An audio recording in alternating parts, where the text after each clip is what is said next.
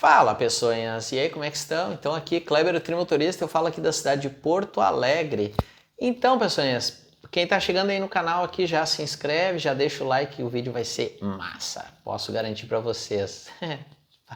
Minha autoestima tá lá em cima, né? Mas, pessoinhas, assim, ó, o assunto de hoje, como vocês já viram aí na thumb, né? Será que a Uber vai embora do Brasil? Será? Né? Agora tá essa polvorosa aí, todo mundo falando sobre essa questão de CLT e não sei o que, e barará, e birirics, bororox, né? Vamos ver alguns países então onde que a Uber já foi embora, né? Só para vocês entenderem, eu vou ir lendo os textos, né? Vou comentando sobre, né? Mas por que que esse temor aí ele tem acontecido recorrente, né? Então a gente vê que ao longo desse tempo vários influenciadores e vários perfis têm publicado notícias e matérias onde o TRT acaba dando decisões favoráveis, né? Porque invariavelmente quem é desligado do aplicativo hoje, ele não quer CLT, né? Isso aí já é um fato, ele não quer ter uma carteira profissional assinada pela Uber. Mas um fenômeno que a gente não pode ignorar é que invariavelmente todo motorista de aplicativo que ele é desligado da plataforma, ele vai para a Justiça do Trabalho, a Justiça do Trabalho, aquela mesmo lá que de repente todo mundo passou a odiar, o tal do Ministério do Trabalho, né, que muitos comemoraram quando ele deixou de existir, para pedir vínculo empregatício, né? Vão pedir direitos, né? Como diz aqui, né? Então, inclusive, na matéria que fala, isso que é uma matéria do jornal O Globo, né? Então, do Estadão, Estado de São Paulo, e eu já compartilhei lá no meu Instagram, no @trimotorista, quem não me segue, vai lá, pode ver mais informações sobre isso, né? Então ele fala aqui sobre uma decisão do TRT aqui do Rio Grande do Sul, olha só que loucura. Ele foi condenado ao pagamento de indenização por dano social no valor de 1 milhão e reconheceu a existência da relação de emprego entre um motorista e a Uber. Então, vamos pegar o léxico das palavras, né? Se o tribunal reconhece o vínculo, é porque a pessoa que está oferecendo a denúncia, ela está pedindo esse vínculo, né? Tá, mas para aí, o motorista, antes ele estava dizendo que não queria vínculo empregatício. Agora ele vai na justiça dizendo que ele tem vínculo empregatício e ele quer uma indenização por isso.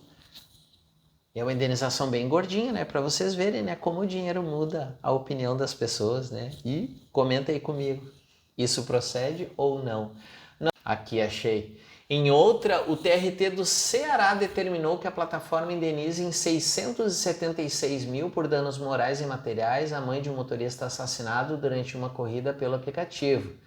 A relação entre aplicativos motoristas é tema de discussões judiciais que majoritariamente têm favorecido a Big Tech. Ocorre, porém, que as decisões recentes vêm adotando uma nova postura. O tema é polêmico, já que os contornos das características que definem a relação trabalhista, pessoalidade, não eventualidade, subordinação, onerosidade, tornam-se turvos na relação de trabalho mediada pelo aplicativo, né? E aí, tu concorda que a gente tem esse tipo de relação conturbada com o aplicativo? Ou tu é do time que não, tá tudo certo, ela manda as viagens ou sei lá, se tu pensa algo diferente, compartilha aí comigo também, quero saber a opinião de vocês. E agora, pessoas, eu quero deixar aqui do lado, aqui, ó, vou ir deixando aqui do lado, ó, já tá aparecendo a primeira aqui, lugares aonde a Uber já saiu do país, né? Então a gente tem o exemplo da Colômbia, né? Então a Colômbia ela já saiu. E é interessante que ela saiu no dia 1º de fevereiro, e ela voltou no dia 20 de fevereiro, né? Então, lá fizeram uma pressão, os investidores fizeram uma pressão e a Uber voltou a operar na Colômbia, né? Então, a seguir a gente tem a Alemanha. A empresa foi banida em dezembro de 2019 porque as autoridades entenderam que a empresa não possuía as licenças necessárias para oferecer o seu serviço usando carros alugados. O tribunal considerou que a empresa violava as leis de concorrência no país. Em 2015, o governo já havia proibido os motoristas de usarem os próprios carros nas viagens. Que louco isso, né? Além dela ter proibido de usar carro alugado, também não podia usar carro próprio. Isso aí a gente está falando da Alemanha, né? Agora vamos ver na Dinamarca. Em 2017, a Uber tinha 2.000 motoristas na Dinamarca. Em março foi implementada uma nova lei de táxis que obrigava os carros ligados à Big Tech a portarem um taxímetro e sensores de ocupação dentro do carro. Olha que maluquice, o que fez com que a plataforma deixasse o país, né? Então, exceto a Alemanha, que a gente está falando de países muito pequenos, que representativamente de grana é nada, né? A seguir a gente tem na Hungria. A Hungria também a decisão foi parecida, adotada em 2016. À época, os taxistas foram às ruas protestar contra a empresa e a acusavam de burlar as regras definidas pelo governo. Depois da pressão, o governo húngaro aprovou o bloqueio do app. E a Hungria perdeu a Zurb. Então, na sequência vem na Bulgária, eu ia falar, não, era na Bulgária. A empresa também foi banida em 2015 devido a práticas desleais e permitir que motoristas que não tinham licença profissional atuassem como motoristas de app. A Uber foi inclusive multada pelas autoridades búlgaras. E para fechar, Estados Unidos. Como assim Estados Unidos? Sim, é que assim, ó, lá nos Estados Unidos, basicamente cada estado possui uma legislação meio que própria lá deles, né? Então, no estado do Alasca, agora aqui vamos desfazer, né?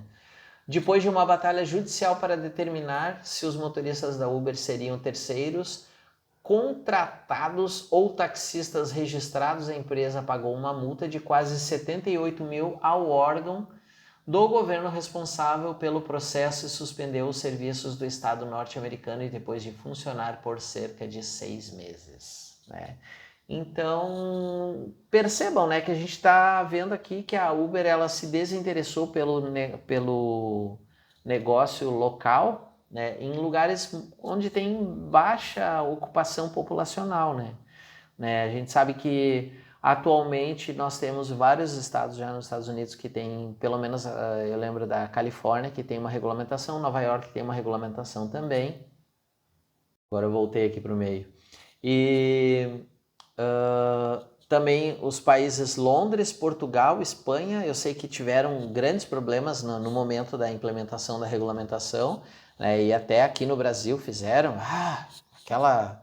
aquela velha novela mexicana, né? É porque a Uber vai sair, balalá, balalá, fazer. Olha, eu tô na Uber desde o primeiro dia da Uber aqui em Porto Alegre, né?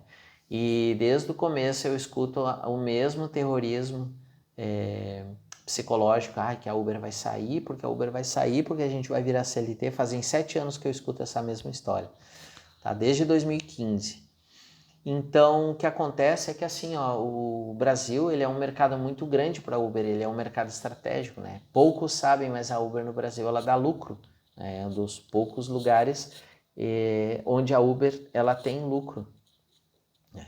Então, não seria um péssimo negócio para a Uber sair, né? Se ela voltou para a Colômbia, né, e ela optou por ceder lá na Inglaterra, em Londres e em Portugal e na Espanha. Então, quanto mais aqui no Brasil, né? Que nós somos, nós somos o 5º maior país do mundo, né? Nós somos a 5ª maior população do mundo, né? Então, a Uber é uma empresa que lida com grana, tem acionistas, né? Esses caras já estão tendo... A Uber ano passado completou 10 anos, né? Esses caras já vêm amargando prejuízo já de um tempão e agora que começou a dar lucro, não seria interessante para a empresa encerrar a operação dela num local tão rentável. Mas isso é só minha opinião, são meus 2 centavos de opinião, né? Compartilha aí comigo o que tu pensa a respeito, né? E sobre esse terrorismo que novamente assola os motoristas, de vamos virar CLT, vamos virar CLT. A gente vê que tem vários perfis que continuam insistindo nessa balela aí, né? Também, só para terminar, eu postei lá no meu Instagram uma pequena matéria falando sobre essa questão aí, né? A ideia do governo que está se formando é de chamar uma comissão para se debater sobre esse assunto da regulamentação, o que ficaria bom para todo mundo, né? Então essa comissão seria feita pelo governo, pela empresa e pelos motoristas, percebam, as três partes envolvidas, né? Então eu acredito que é um modelo que pode funcionar sim, né? Então se houver a participação do motorista, né? E não se isentar como em outras oportunidades já aconteceram, né? De a gente precisar da movimentação da galera, do empenho, da participação dos motoristas e eles simplesmente se isentarem, irem trabalhar e não posso ficar sem trabalhar, aquela coisa toda.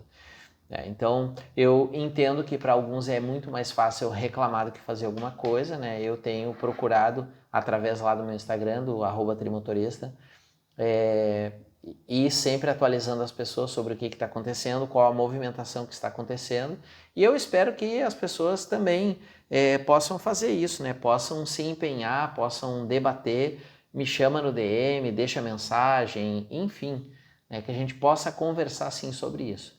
Tá, pessoas? Então esse é meu pequeno vídeo de hoje, quero deixar com vocês aqui, agradecer pela oportunidade,